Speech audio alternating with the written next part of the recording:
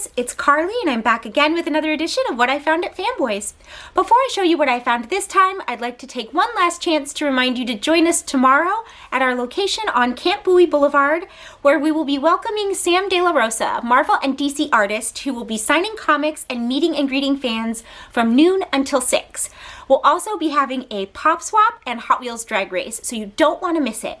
Again, that's tomorrow from noon until 6 at our location on Camp Bowie Boulevard. We will see you there. So today we're going to be taking a look at something that is really timely, again, like the last video, but I'm really excited about this one in particular because it is such a hallmark of my childhood, something that I loved so much. And strangely enough, this is something that I didn't know existed within the franchise. So I was really excited to find them, and as I've researched them more, I cannot wait to collect them all. And the timing is so perfect because another release for this franchise is coming out, and I can't wait for that either. So without further ado, I was able to find these original ALF comics.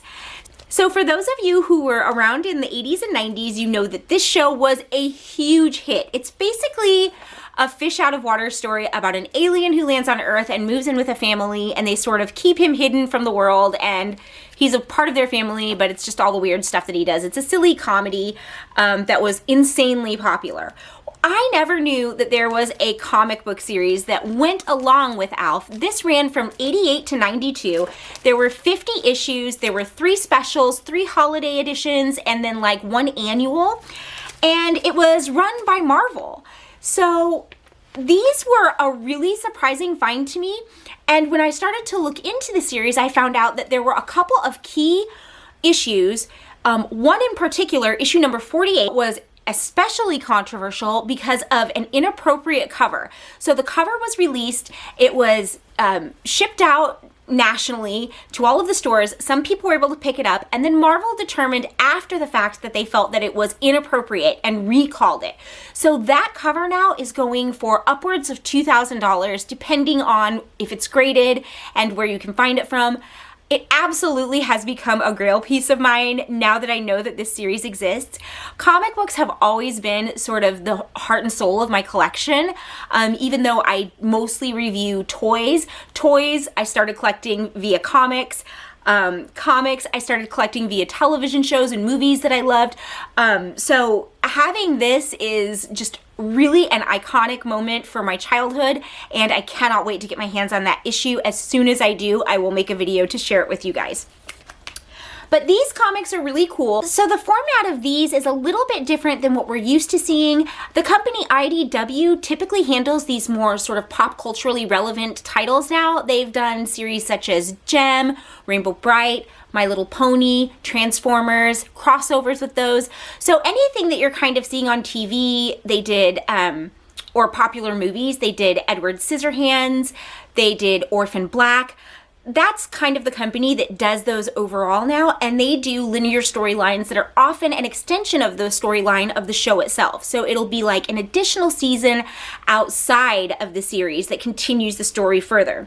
This was episodic in the way that ALF was, where each episode was its own standalone kind of story with an overarching theme of keeping ALF hidden from the world. But this will have 2 to 3 short stories inside of it. So it doesn't have to necessarily relate linear to the story of the show that was airing at the time, but it does continue the same themes with the same characters and tells just more funny episodes of silly things that ALF does with a little bit more freedom because he is on the page rather than being a puppet that they have to manipulate into certain situations. So this is a really fun style that we don't see as much anymore. The Archie Double Digest comics were like this. Old Archie's comics were like this. In our childhood, there were Peanuts comics like this, and a few like Garfield and Friends, not the Garfield Fat Cat books, but the Garfield and Friends books. So this is very iconic for the era. It's really fun to see some of these old advertisements in it. But the reason in particular that I'm very excited to have found this at the time that I did is that NECA Toys just announced that they are releasing an ALF figure, and it looks brilliant. So for those of you who aren't familiar with NECA, they do slightly higher end toys. That is debatable. In the toy community, there's always debate about whether they are functional as action figures. You know, everybody has their brand favorite, but typically NECA toys tend to be a little bit more expensive. Whether or not you love the way their action figures work, NECA has a knack for getting their hands on unique licenses. They picked up things like the Golden Girls, Back to the Future. They got some Predators that no one had made before. They were able to snap up the Teenage Mutant Ninja Turtles first film. And they come and go with these. It'll have its pre-order release, and then it might be kind of difficult to come across after that. So this Alf figure is up for pre-order right now. It will be released in August of 2022, they say. It has some really cool looking accessories with it. And I literally saw this today, just a few days after I picked up my Alf comics, and I feel like it was meant to be. So as I said in the beginning, there were 50 issues of the Alf comic book. I've been able to pick up 4.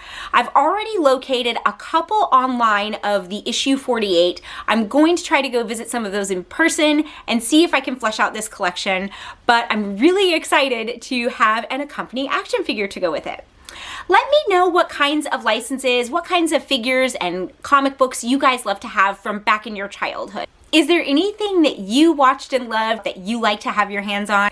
I can't wait to hear about what you guys are picking up, and I can't wait to keep you posted on how my Alf collection goes. Head down to Fanboys Marketplace on Camp Bowie Boulevard to peruse their comic book section. I cannot tell you guys enough how extensive their backlog of comics is. It is insane the kinds of things that you will find by digging through these stacks. I think I've been able to demonstrate that in some of my videos, and I hope that you guys are taking the opportunity to go down and see what you can find for your collection there. I hope you guys enjoyed this edition of What I Found at Fanboys, and I look forward to seeing some of you on Saturday at the event.